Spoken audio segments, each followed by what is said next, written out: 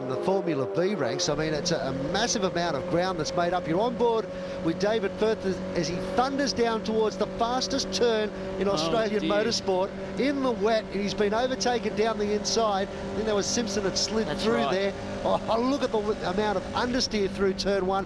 It requires a great deal of skill, but more importantly, I think, a whole lot of bravery. Oh, look, turn one is the fastest, probably one of the scariest corners for Formula V in Australia. You have to use the whole track in the dry to get through. In the wet, I think I'd be probably as nervous as anything, especially when Mal had Ryan go down the inside. Well, look at Mal Asker. He's trying to find a way forward again after losing a couple of spots. Was sitting comfortably in second spot, but as we said at the beginning of this race, slipstreaming is everything. You need to make it count. And sometimes being out in front of a small group is not the most advantageous spot to be out on the race circuit. Oh, look, especially on the last lap at Phillip Island, when no one wants to be leading because you could get passed down the straight before the start-finish line. But look at all these cars. They're sort of going left and right, trying not to keep necessarily on the dry line, because sometimes you can get some grip. When the track's very wet, you don't want to be on the racing line, actually.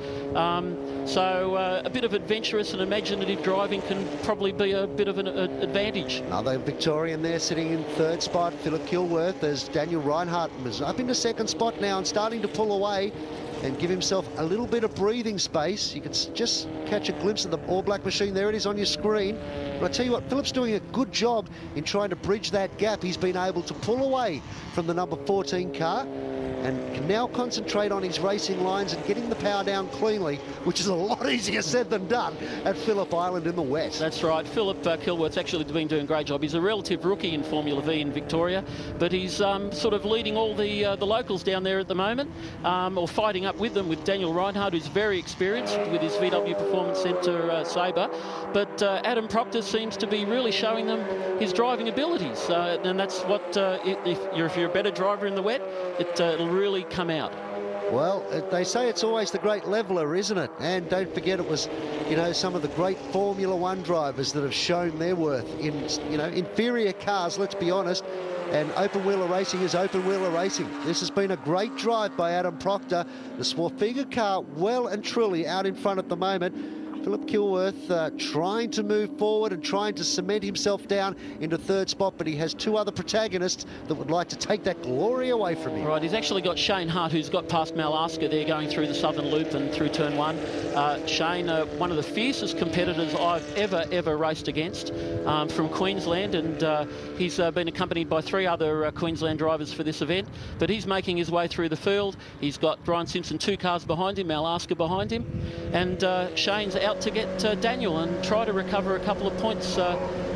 He's although hopefully, fortunately, he's not near David Frith. David's having an exciting ride as he goes through Siberia here. Yeah, he's working hard, David Frith, isn't he? I tell you what, the Victorian has really put on some great displays with his onboard coverage so far in this race, but no one can get near this man at the moment. Well and truly out in front, and Proctor really just needs to cruise to the finish. Oh, look, the car looks great here. We go back to David Frith, sideways, over the ripple strips as his mirror bounces away, but he hangs on to it all, and he's back on the chase. Frith has shown great driver control throughout this race. I know he's been pushing hard, which you have to do in this class, but geez, had a couple of very big gather-ups that have really shown his worth as a driver. Shane Hart still under a fair amount of pressure at the moment. He's right in the middle of a very interesting sandwich. Right, they've come out of MG. Shane, he's making a move behind Mal Asker, and he loses the car.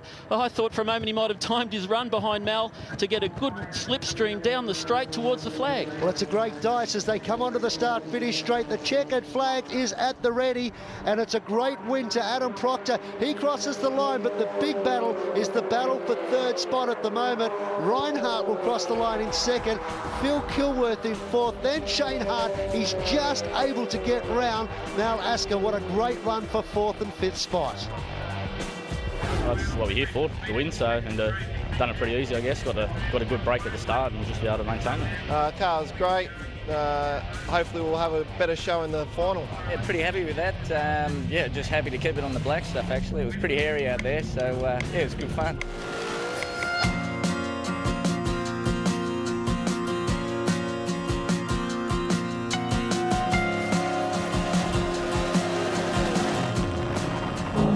there's not a lot to them, but they are one of the most entertaining things to watch on the racetrack. They're a Formula V. Let's find out a little bit more about them right now. Formula V is a VW-based category, entry-level, single-seater category. It's the category's a cost-efficient category, budget-type racing, but close and limitations to make everyone on the same playing field. They're all powered by a VW engine. The newer cars are a 1600 class, the older cars are a 1200 class. There's different brands. There's Jacer, there's Polar, there's Jabiroos, there's Makos, there's all these different brands, but basically mechanically it's all exactly the same. We're actually on a new tyre this year called American Racer. They developed a tyre for Formula V. It's a transition period. We're still running, some cars running on the Dunlop we ran previously, but the tyre package seems to be brilliant on the cars. It makes the cars grip, makes a bit of slide, shows a bit of action, and yeah, everything just works fantastic on the things. Whilst being compact and affordable, the Formula V category is also a good stepping stone for drivers wishing to fine-tune their racing skills. It's probably the lower budget category, but it's people can do it and do it at a realistic price and do it at a cost-efficient exercise to go racing. There's a lot of good classes out there, but just unless you've got the big dollars, you can't really show that how good you are.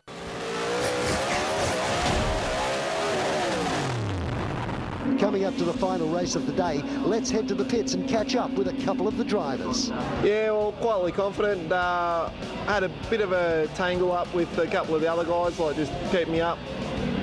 Once I got out in the clear track by myself, sort of started to get my head into gear, and hopefully I can chase down Proctor for the next time. Just get out there and put the foot down and see what happens there. Try and keep it on the back, the black stuff in the in the wet. It's obviously pretty slippery, but yeah, just see how we go.